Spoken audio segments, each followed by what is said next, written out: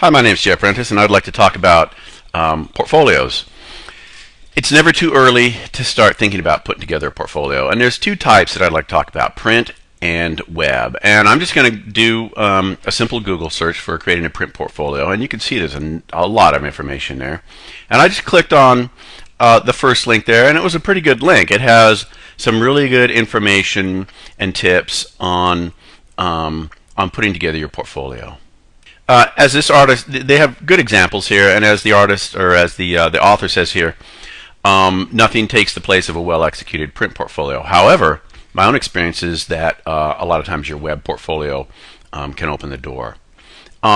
You want professional work in your portfolio. I mean, a lot of your work is going to be student-based, but the sooner you can get away from that academic reference, the better, and get some professional work in there. A lot of you, if you go to any good art supply store, they'll have portfolios that you can look at, talking about the type of portfolio. And limit, again, editing is so important. Limit the number of things you're going to put in your portfolio. Always just put in the best. And then finally, I thought this was really good. Simple layouts. The person flipping through your portfolio obviously wants to see it represent your design skills in the putting together of the portfolio and the presentation, but they also want to focus on the work. Two more tips here: get feedback, and accept that your portfolio is never really finished. In fact, you're going to have more than one portfolio because it depends on the kind of job that you're applying for. Now, that brings us to web-based portfolios, websites. Again, use only your best work. Know your audience. Perhaps create multiple portfolios. You've got, for example, web programming, web design, writing and content creation, content management. It really depends on where it is that you're going to be presenting this portfolio and who you're presenting it to.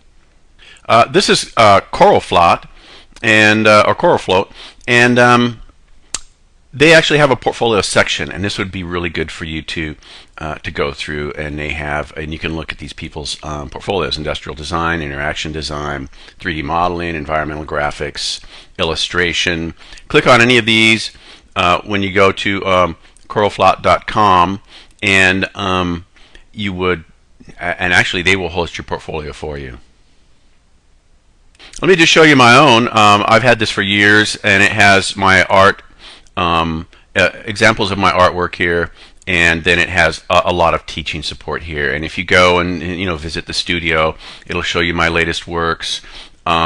Here's a print project I was involved in, and all of these images are clickable, and you can see larger versions.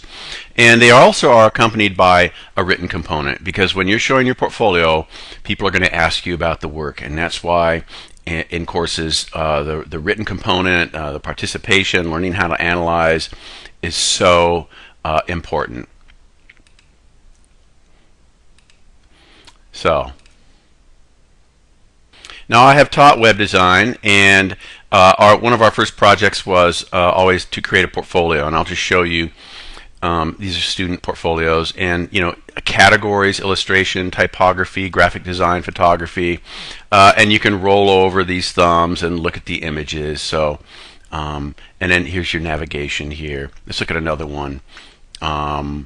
Navigation. It's got a drop-down menu: photography, illustration, flash, artist statement.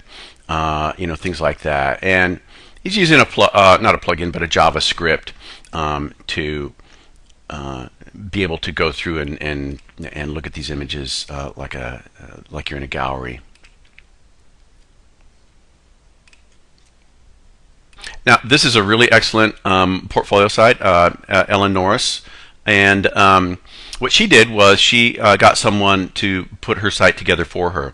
So if you can maybe trade some work or pay somebody and get somebody, if you don't know web design, get somebody that does to put together your work in a very professional kind of format. I think this is a really nice portfolio with a lot of content. So to conclude, start compiling your work. Make sure that if you are working in print, that you work in high res, and then post to your course in a JPEG or a lower res format, and you will have your portfolio by the end of your education.